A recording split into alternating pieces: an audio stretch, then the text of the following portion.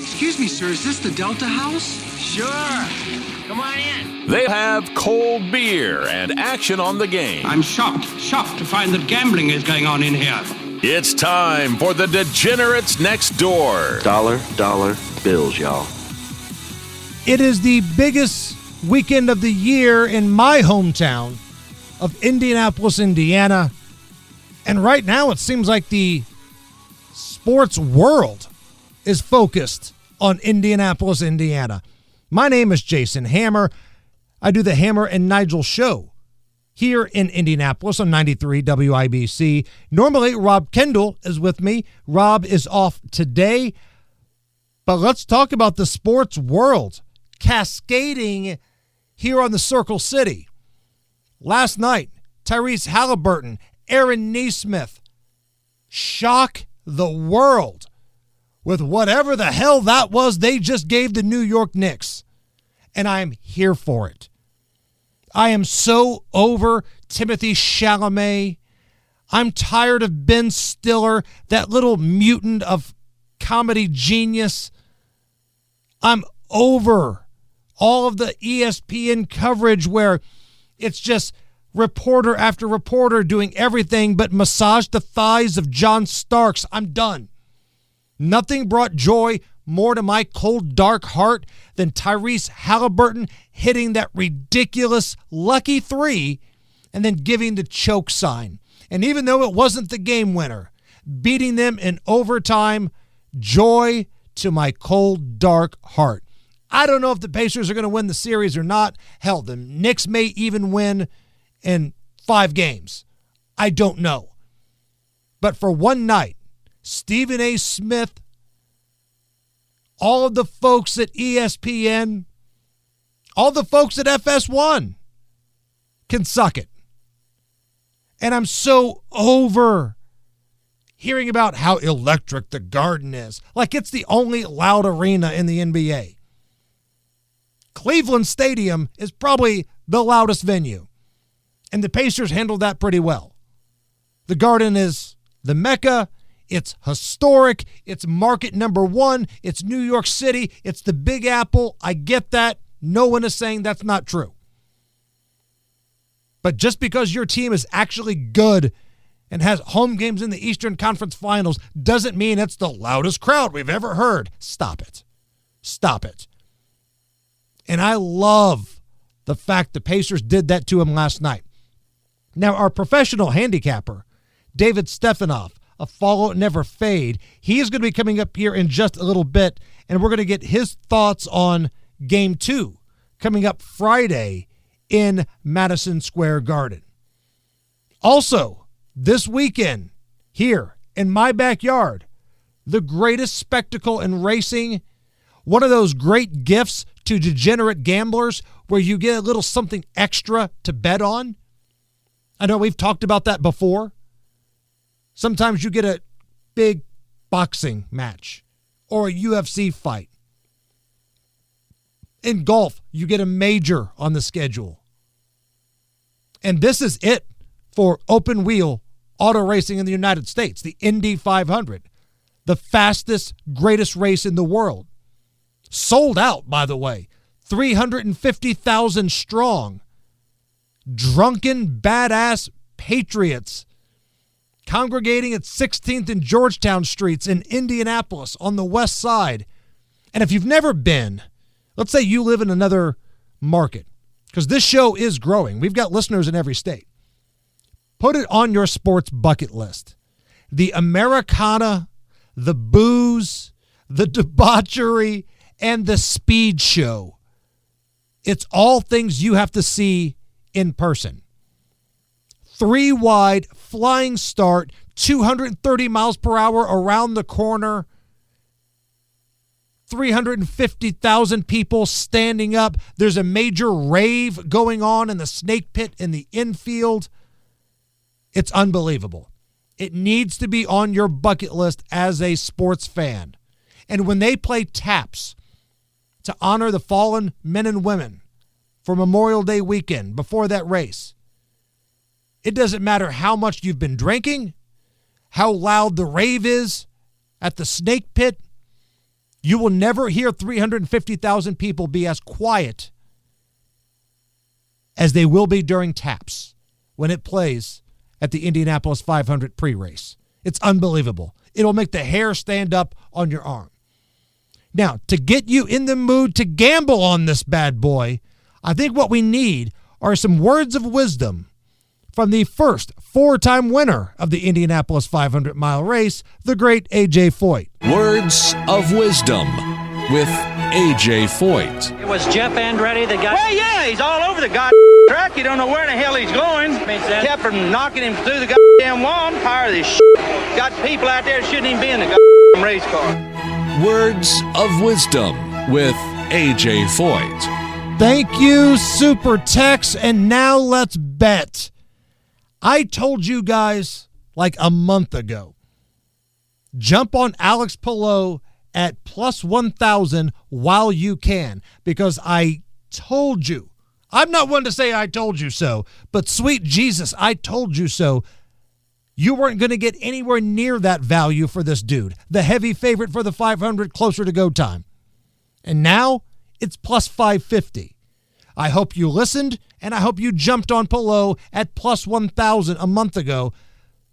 But if you haven't, I still think you can make a play on Alex Palou at plus 550. I hate betting on the favorites in racing.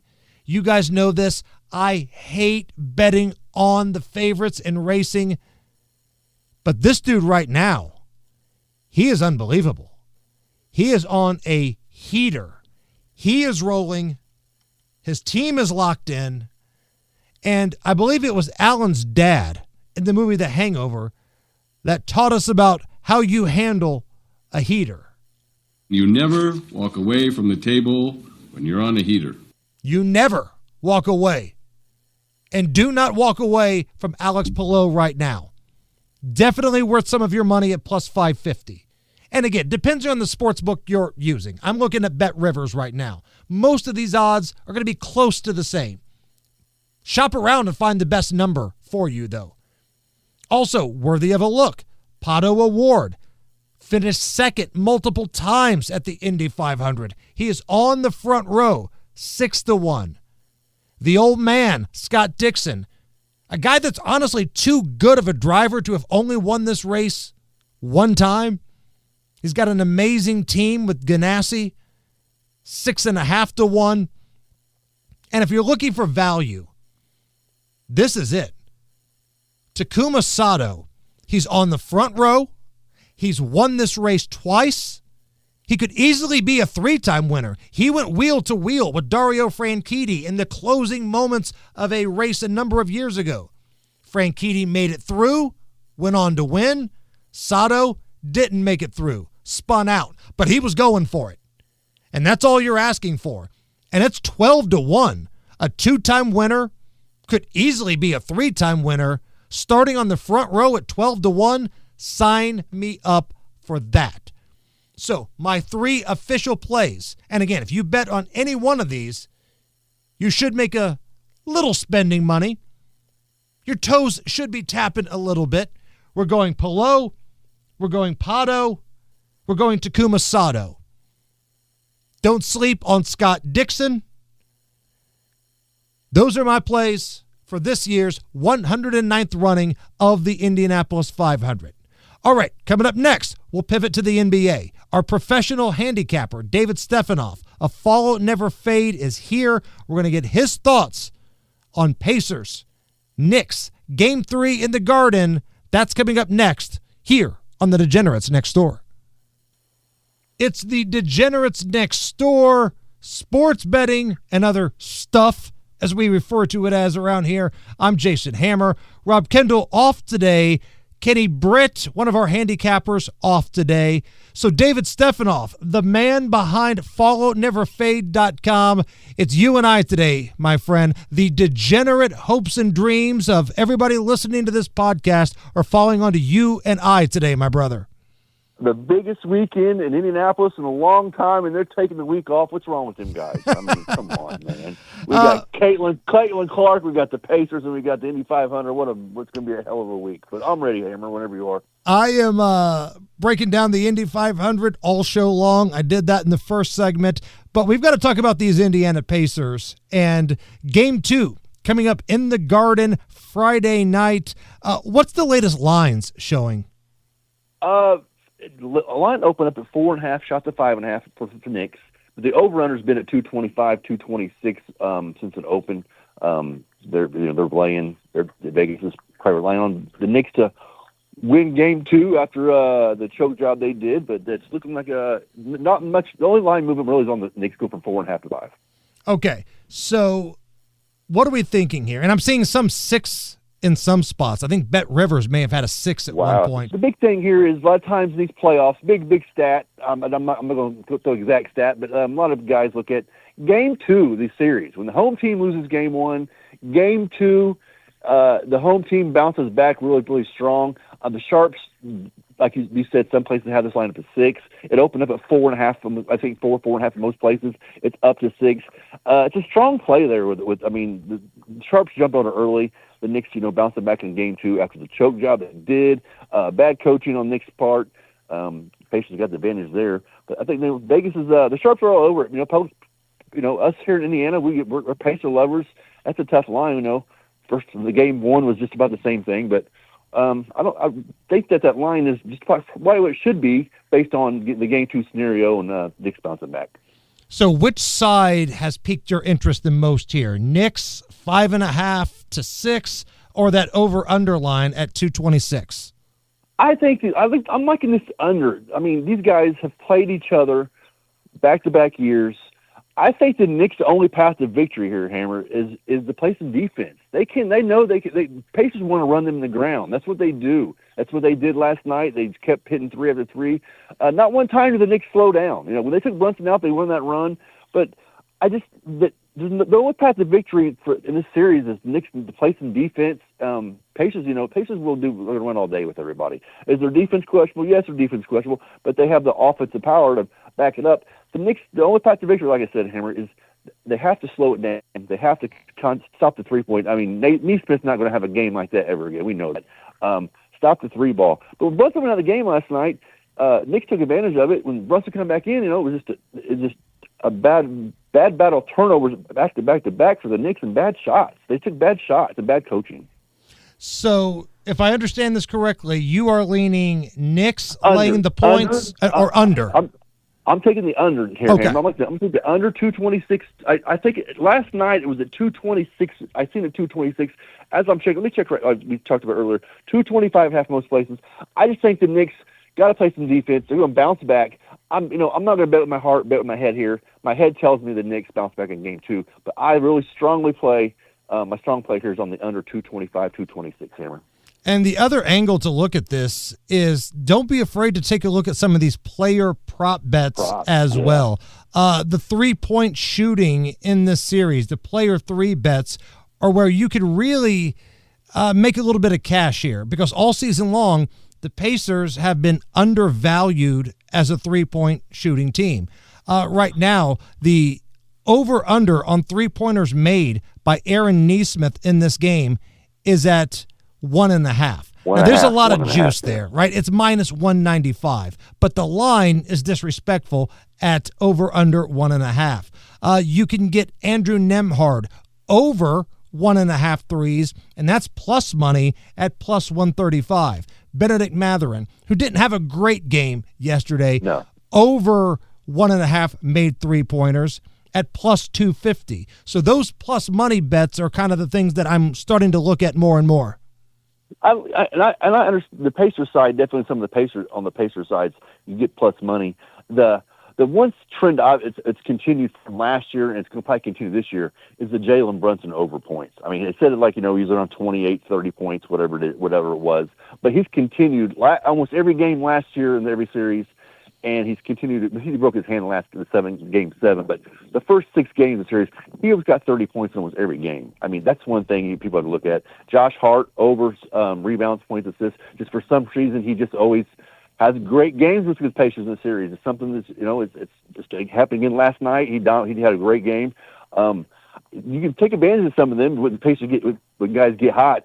But Neesmith at 1.5, I mean, when a guy gets hot, he usually stays hot. I think that's a pretty good bet. The juice is pretty high. I seen that earlier. But right. Just like Caitlin. But one thing I want to say, like you say that they disrespect the Pacers, but Vegas disrespects Caitlin Clark. We'll talk about the fee real quick. They disrespect Caitlin Clark. She's been at 3.5 threes all of last year per game, and I hit that a couple of times. And this year it started out, and DraftKings has it where if it hits 4, you win, 4 plus whatever. Instead of like only minus 110. I tell people take advantage of that. She's going to be shooting threes after threes. They're going to score a lot of points. But like I said, they're disrespecting the Pacers on the 3-point line in Neesmith this week. For this second game, but he did have a career. He careered it, Hammer. That was an absolute great game he had. And just, for those who are listening out of market in Indianapolis who are thinking, you guys are just Pacer homers. Listen, we bet against the Pacers this year before. Yeah. We've won betting against the Pacers. And how about this one? Karl Anthony Towns, his 3-point line, over under 1.5. So he's going to shoot some. Now, again, you're looking at some juice here. Over 1.5 made threes from Cat is minus 180, but it almost feels like that's you're going to have an opportunity for it. I don't want to say nothing is free money, right? There's no such thing as free money. Nothing's free. If he shoots it like he did that last shot about 3 seconds up, I think the under's pretty good there. He missed the whole rim. He got wide open. That's true, but he's going to give you opportunities, and that's all we're asking for, man. Chuck those threes up. Keep chucking it up. That's what we want. We're always really over there. Hey, man, if somebody wants to be a subscriber of yours for not only the NBA, WNBA, you're doing baseball, you're a tennis machine, where can they find you? Hey, we're on all platforms again. Thank you, Hammer, again for having me every week, and Rob and Kenny. Facebook, TikTok, Instagram, YouTube, Twitter, every single platform. You can contact me directly on all platforms. My VIP plays are only $100 a week. Baseball season right now, we just cracked the over 500 mark for the first time last night. College baseball, we continue to roll like 50 games above 500. French Open starts Sunday for us. Big tennis, a lot of tennis action for a lot of clients. But $100 a week, $250 a month. All platforms: Facebook, TikTok, Instagram, YouTube, Twitter. Follow me with free plays. Put a lot of free plays out. My Instagram's on fire. Make sure you follow me on Instagram. But thank you again, Hammer. Have a great week. Go Pacers this weekend. Big weekend here in town. And have fun, Hammer. Tomorrow, card day, brother. All right. That's it for us. It's a big Memorial Day weekend coming up. Remember the reason why you're having a day off on Monday. Remember the reason why you're having a backyard cookout, pool parties. Some people paid the ultimate sacrifice for us here in this country, and that's what this is all about. We like to have a lot of fun. We gamble, we drink, we eat, we do degenerate stuff, but we couldn't do it if it wasn't for the brave men and women of this country who have paid the ultimate sacrifice. So remember that this Memorial Day weekend, and we will talk to you again next Thursday for an all-new Degenerates Next Door. I'm Jason Hammer for Rob Kendall, for Kenny Britt of KB Sports, and David Stefanoff of Follow Never Fade. As always, may the odds be ever in your favor.